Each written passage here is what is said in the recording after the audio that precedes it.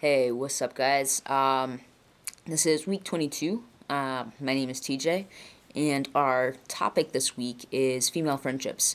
How has my identity, my transition, all of that affected female friendships in my life? How do I relate to women that I meet now, and any other, I guess, thoughts that I have on the topic? Um, this is a this is a really cool topic for me because for one thing, the vast majority of my really important friendships in my life um, have predominantly been with women. And I'm seeing that shift a little bit now, but women hold a very, very important part in my life. And the other thing is that now that I'm just starting my transition, just into it for about 2.5 months now, it's very much the things that I'm noticing right now because they're just happening in this moment. So that's a very, very timely topic for me. Like I said, predominantly most of my friendships up until recently have been with women. That's been because I've tended to be around feminist minded folks, and predominantly that's been women.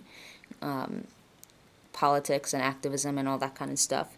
Um, and that's where a lot of my connections and friendships have been. So, and that's where it's developed. Also, being part of the queer community and seeking out relationships predominantly with women. Again, tended to be more motivated to meet women than men. Also, men for the most part had been this group that I felt more intimidated than anything else, and didn't know how to relate to men at all whatsoever. Especially since I didn't really know how I saw my masculinity. The ways that the friendships with women have changed. Well, for I think the most important thing that has changed and is still changing is that now I have privilege over some of my friends, which is a really disturbing reality to come to terms with. That folks that you care about and um, hold dear and near, that you used to have this solidarity with and relation with on a personal level, you used to share an identity with. Now you have power over them, power and privilege that you never asked for, that I never asked for, but now I have. And it it comes with a whole lot of responsibility to manage that in an already existing friendship, where those pieces were not a part of the equation before. It's it's I think something that I try to think about as consistently as possible, because privilege, I mean, for folks who really try to think about this stuff, privilege is something that's invisible, and those who hold it, for the most part, don't know that they hold it, don't know all the different ways that they hold it and practice it. So wanting to be as aware and as cognizant of it as possible means that I have to be very intentional about thinking about it. And I know that I slip up all the time, and I know that there's plenty of times where I don't think about my privilege in interacting with my female colleagues, friends, residents, all kinds of folks around me. I think primarily because I've never had to before. Now I find myself in a very, very different place. So I think that has affected my friendships. Also, when female friends want to spend time together because they're female, because that's a point of solidarity, or want to just do something away from men.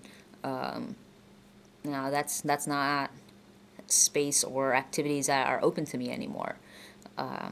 Especially as I start passing more and I start appearing more masculine and all that stuff. It's, you know, before, when I wasn't passing as much, I think folks kind of let me slip in every once in a while still. But that's not really an option anymore. And I very much promote. Wow, there's me using my privilege. Just now talking about what I allow women to do or not do. So I'm just gonna retract that. I'm gonna leave that alone. But yeah, I think that that's a very valid need to be away from men, and I need to respect that. When it comes to new women that I meet now, it's definitely something that I'm still adjusting to, because whereas every other female friendship and relationship that I've had in my life, I've met as a woman or as a non-transition male, which is definitely a very different experience than as a transition male. And I can tell the difference between those periods of my life. And women are a lot more protective about their space, about how much they approach me or let me approach them when we've just met. So it's there.